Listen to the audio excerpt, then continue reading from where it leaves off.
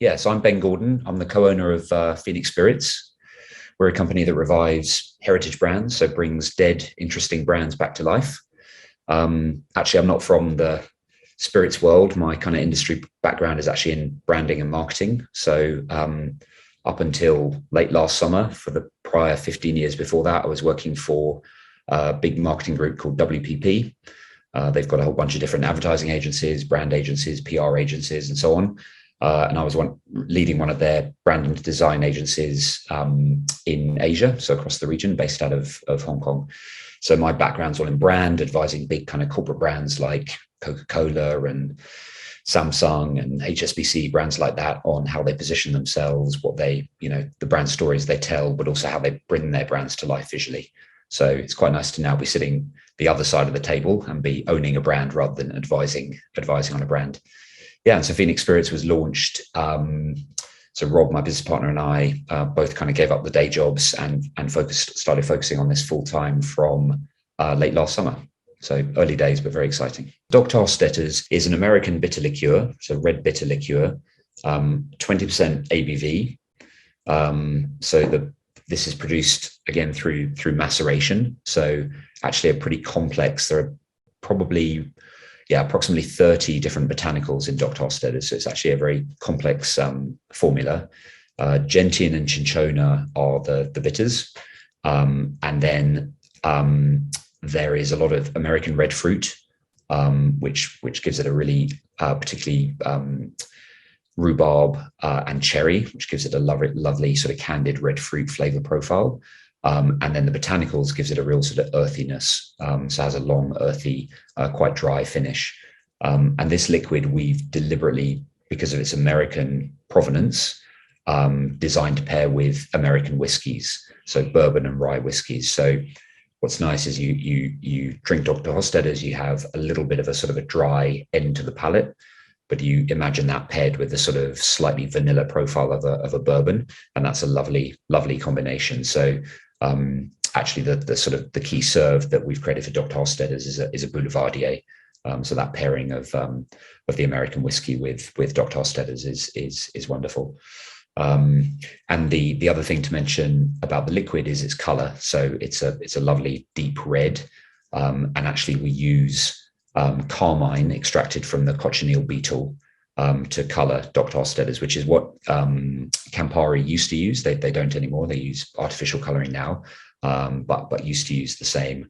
And again, the cochineal beetle is indigenous to the southern US. So we felt that was kind of authentic to the provenance and the history of the brand. So that's why it's in there, but gives a nice sort of extra facet to the storytelling around the liquid. So gentian is a root of a flower.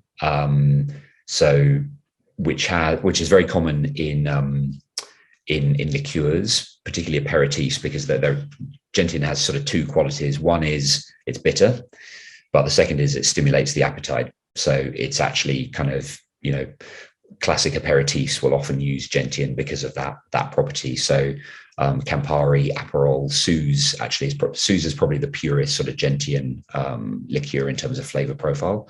Angostura as well use gentian. And then Cinchona is a tree bark. So Cinchona is known as the fever tree. So that's obviously the Tonic brand that appropriated that name. That's why they did that, because of the quinine, which is antimalarial in Cinchona. So that's why it's called fever tree. So those are the two combined bitter components of Dr Hostetter's. Basically, it starts in sort of the mid 19th century.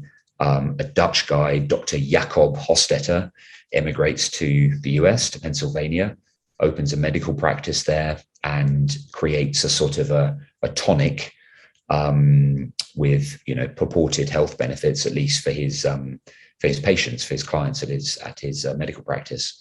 And it was then his son, fresh from the gold rush in California. So he'd gone to seek his fortune in California, like so many other people at that time.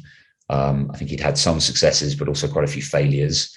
And so returned kind of to the family home in Philadelphia in Pennsylvania, sees this kind of popularity and success of this kind of health tonic, and decides to commercialize it.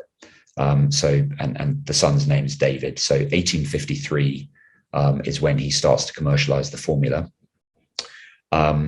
And in terms of historically what's happening in around that time in the US, you've got only a few years later, in 1861, I think it is, that the Civil War begins in the US.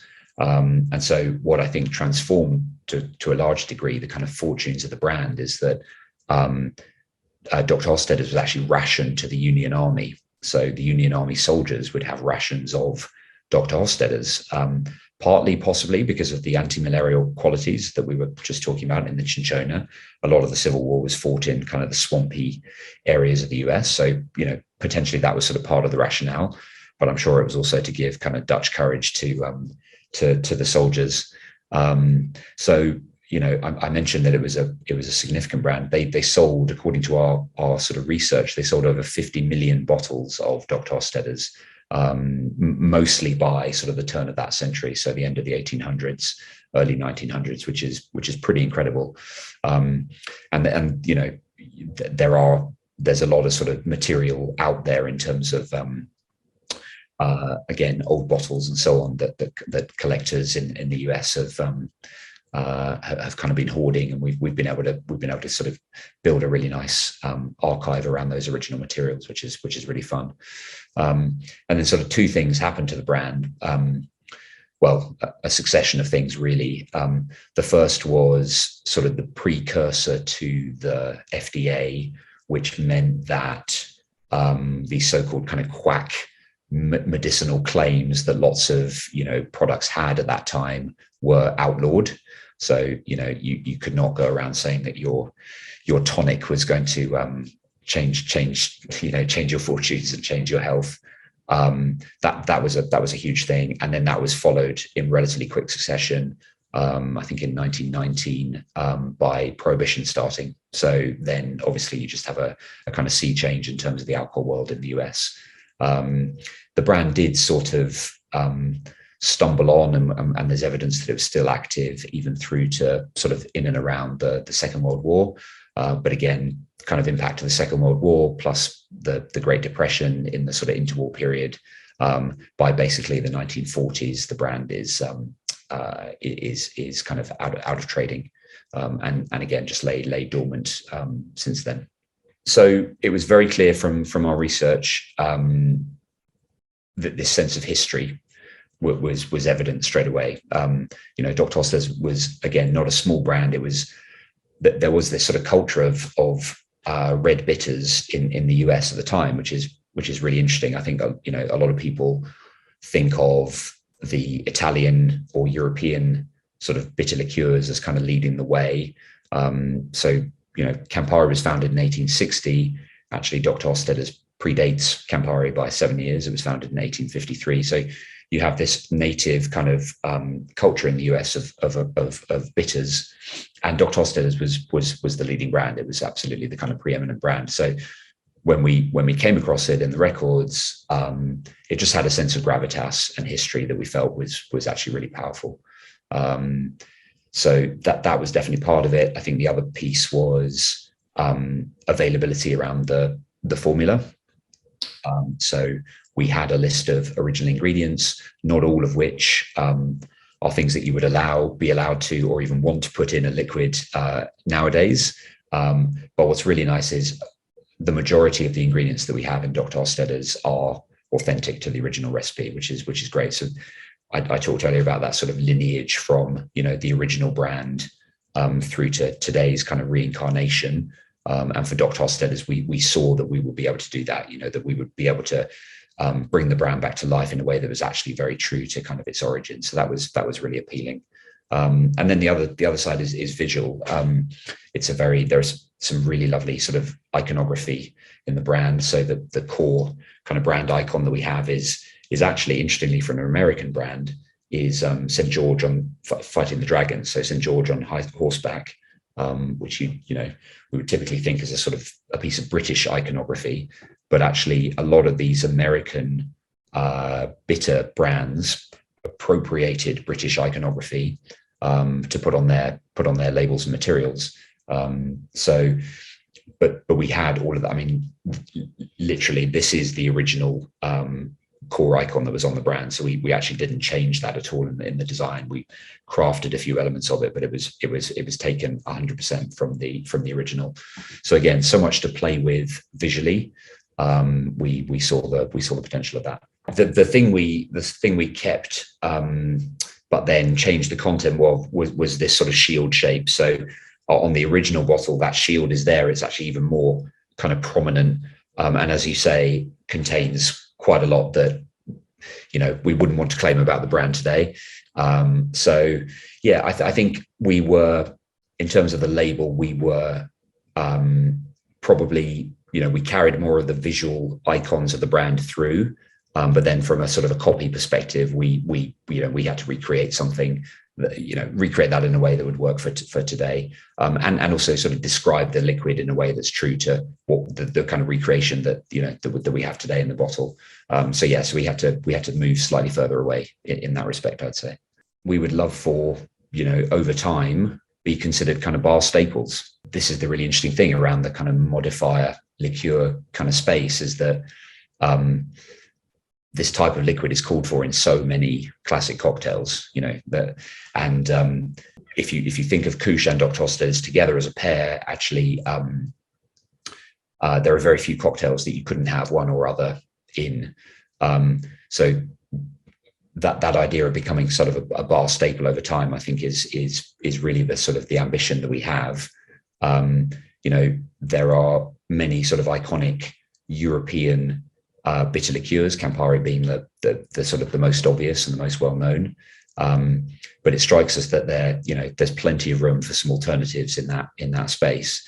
I always think it's amazing, right? When you pick up a cocktail book and you flick to a simple classic cocktail like a Negroni, and you read the recipe, it says, okay, 1 part gin. So gin, okay, so that's a category, right? I can choose whichever brand I want to put in there. What's my favorite gin? That's fine. 1 part gin. 1 part red vermouth. Fine. Okay, so again, category red vermouth. I can pick whichever red vermouth is my favorite. And then it'll say 1 part Campari. So it doesn't say 1 part, doesn't say 1 part red bitter, doesn't say 1 part bitter liqueur. It says 1 part Campari, i.e. a brand. And good on Campari for kind of that sort of dominance. But to me, that's an opportunity, right? And that's where actually so nice to have, you're creating a cocktail. Sometimes you want that sort of European heritage and that European sort of quality, but actually sometimes you don't. I think you just look at the resurgence in sort of interest around American whiskies. So nice to be able to pair an American whiskey then with an American red bitter. Because that just creates a different story, a different sort of provenance, a different authenticity to the cocktails you're making. So we're certainly not trying to overthrow Campari, but if we can be an alternative and a premium alternative, and one that brings great sophistication. We're very, very lucky, but Dr Hostetter has just recently won a silver medal at the IWSC and a silver at the London Spirits competition as well, as did Koosh actually. It's also great to get the sort of support and validation from industry experts in terms of the quality of the liquid itself, quite apart from sort of the branding and the storytelling and the heritage revival story. The liquid itself is really premium and just brings a sophistication of flavor profile that I think both bartenders and hopefully over time, consumers at home making cocktails will sort of appreciate.